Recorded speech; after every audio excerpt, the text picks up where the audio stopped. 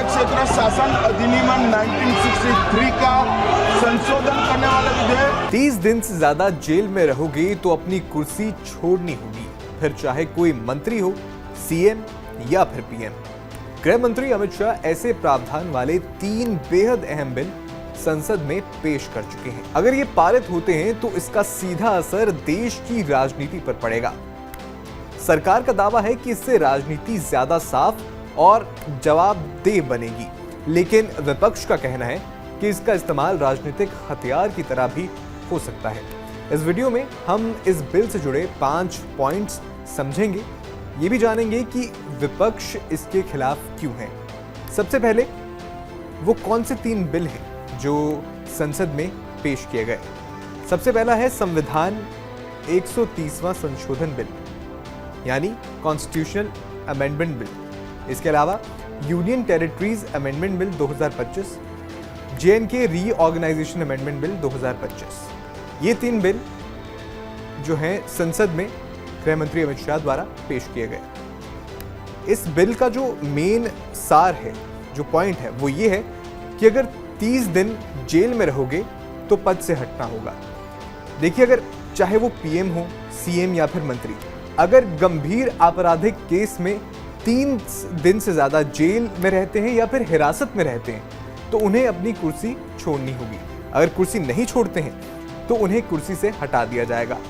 हालांकि इसमें यह भी प्रावधान किया गया है कि अगर 30 दिन बाद हिरासत से छूट जाते हैं तो गवर्नर या फिर राष्ट्रपति द्वारा, चाहे वो पीएम हो, सीएम हो या फिर कोई मंत्री, उन्हें दोबारा जो है पद वापस दे दिया जाएगा।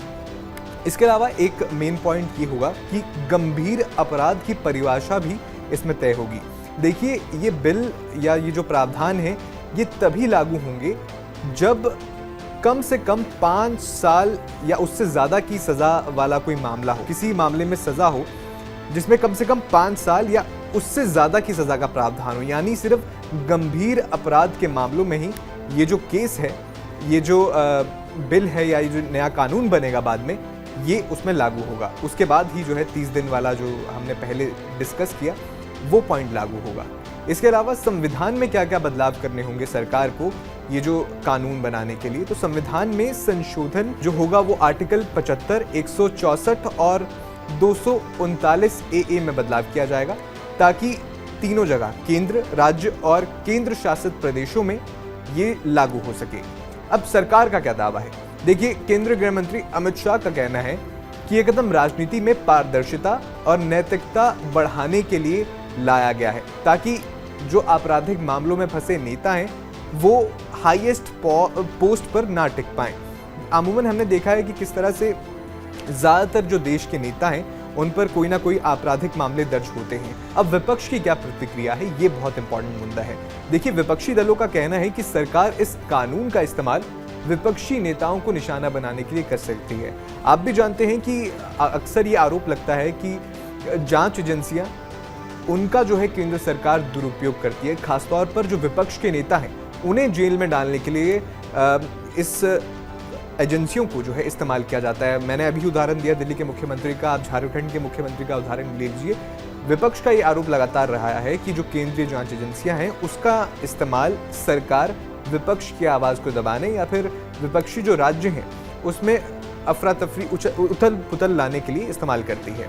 तो ये एक आरोप विपक्ष की ओर से लगाया जा रहा है। उनका ये भी कहना है कि ये कानून लोकतंत्र पर हमला साबित होगा। इसके अलावा कांग्रेस ने, जो कि सबसे बड़ी विपक्षी पार्टी है, उसने इसे राजनीतिक सफाई के नाम पर सत्ता हथियाने की कोशिश भी कह दिया है।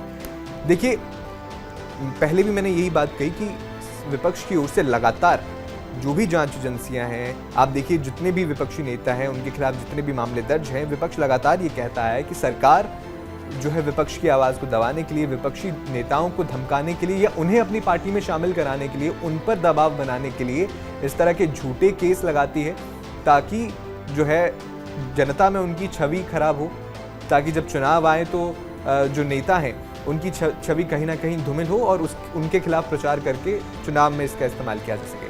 अब इस बिल से जुड़े जो संभावित खतरे हैं उनका भी जिक्र करना बहुत ज़रूरी है।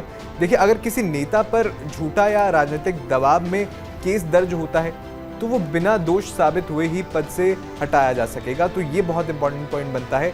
ये जो कानून है इसका दायरा सिर्फ किसी मंत्री तक सीमित नहीं है, सीएम और प्रधानमंत्री तक भी जो है इसका एक्सपेंशन है वो जाता है, इसलिए ये एक चिंता ज़रूर रहेगी। इसके अलावा सत्ता पक्ष को विपक्ष को कमज़ोर करने का एक कानूनी रास्ता मिल गया है, इस तरह का आरोप लग रहा है, क्योंकि अगर ये संशोधन हो जाता है संविधान में तो कहीं ना कहीं जैसा विपक्ष का आरोप है कि जांच एजेंसियों का दुरुपयोग होता है, और इस आरोप के मुताबिक अगर जांच एजेंसियां किसी नेता पर, चाहे वो दूसरे राज्य का सीएम हो, उस पर कोई गंभीर आरोप लगाते हैं या उसे 30 दिन के लिए हिरासत में रखते हैं तो उसे इस्तीफा देना पड़ेगा। अगर इस्तीफा नहीं दिया जाता है तो उसे पद से हटा दिया जाएगा।